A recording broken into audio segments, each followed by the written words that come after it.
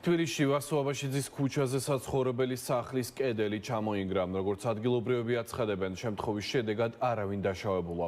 მათივე ცნობით, შენობაში მცხოვრები პირები ევაკუაციის მიზნით შესაბამისი სამსახურის წარმომადგენლებმა ადგილიდან წინასწარ გაიყვანეს.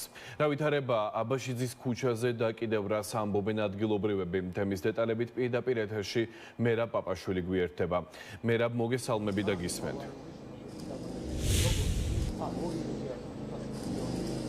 საცხოვრებელი სახლი ვასუაბაშიძის ქუჩაზე გუშინ გვიან ღამით ჩამოინგრა.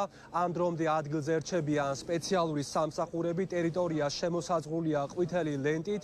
ვრცელდება ამ დროისთვის ორი ვერსია. ერთი ვერსიის მიხედვით ეს სახლი და ეს კორპუსები, რომელიც აქ დგას, ორსართულიანი იყო ავარიული, რასაც თან დაერთო ის სარემონტო სამუშაოები, რომელსაც აი ამ სახლში აწარმოებდა სახლის ახალი მფლობელი. მეზობლები ამბობენ, რომ აი ამ ორი გარემოების ერთობლიობამ საბოლოო ჯამში გამოიწვია სახლის ნგრევა, თუმცა აღსანიშნავი არის, რომ შემთხვევის შედეგად არავინ დაშავებულა. ჩვენ ვესაუბრეთ მეზობლებს, ისინი ამბობენ, რომ მთელი ეს პერიმეტრი ამ ქუჩაზე მდებარე თითქმის ყველა სახლი არის ფაქტობრივად ავარიული და მათი თქმით დიდი ალბათობით სახლის ნგრევა მათ შორის დამატებით გამოიწვია იმან, რომ სახლის მეპატრონი აწარმოებდა გარკვეული სახის სარემონტო სამუშაოებს და ვარაუდობენ, რომ ამ სამუშაოების დროს მეპატრონემ სწორედ ასე ვთქვათ ზედმეტი რამ გააკეთა, რამაც ნგრევა გახადა გარდაუვალი. აქ არიან მათ შორის მოქალაქეები, ვინც ახლა ცდილობენ გაერკვიონ სიტუაციაში, აქ მცხოვრები მოქალაქეები, მათ შორის აქ ხედავ პარტია ლელოს ერთ-ერთ ლიდერს და თბილისის საკრებულოს წევრს ნიკა ჩერქეზიშვილს. ნიკა, გამარჯობა. შენ მოხვედი ადგილზე ეცნობი სიტუაციას, რა ინფორმაცია გაქვს შენ ადგილზე არსებული სახლების ავარიულობასთან დაკავშირებით, იყო თუ არა საფრთხე ამ ქუჩაზე მდებარე ამ სახლებთან დაკავშირებით?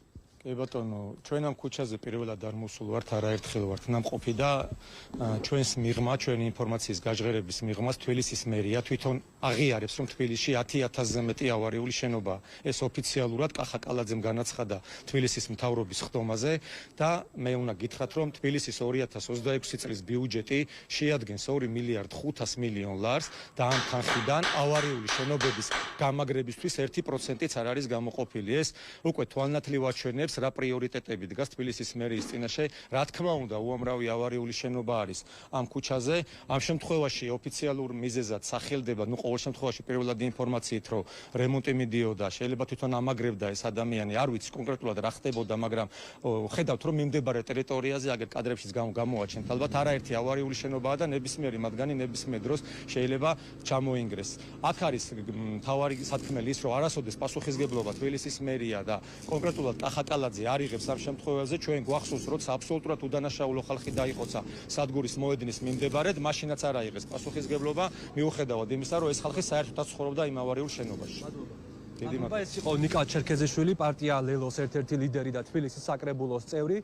როგორც მე თავში აღვნიშნე, ამ დრომდე ამ ვასუაბაშიძის ქუჩაზე მოდიან აქ მცხოვრები მოქალაქეები და ცდილობენ გაერკვნენ სიტუაციაში, რამ გამოიწვია ნგრევა და შემთხვევით ემუქრება თუ არა რაიმე საფრთხე იმ საცხოვრებელ სახლებს, რომლებშიც თავად ცხოვრობენ.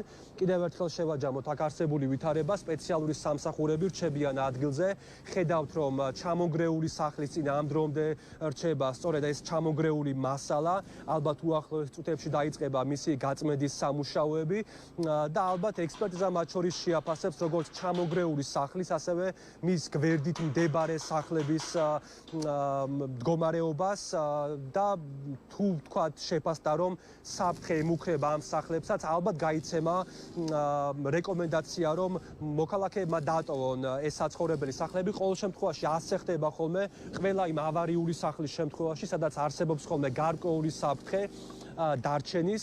ჩვენ ცხადია ვრჩებით ადგილზე, ვეცდებით გავესაუბროთ მოქალაქეებს, რომლებიც ალბათ უფრო მეტს იტყვიან, რა მოხდა სახლის ჩამონგრევამდე და უძღოდა თუ არა მას წინ რაიმე ისეთი, რამაც დამატებით მაპროვოცირებელი აღმოჩნდა სახლის ნგრევისთვის.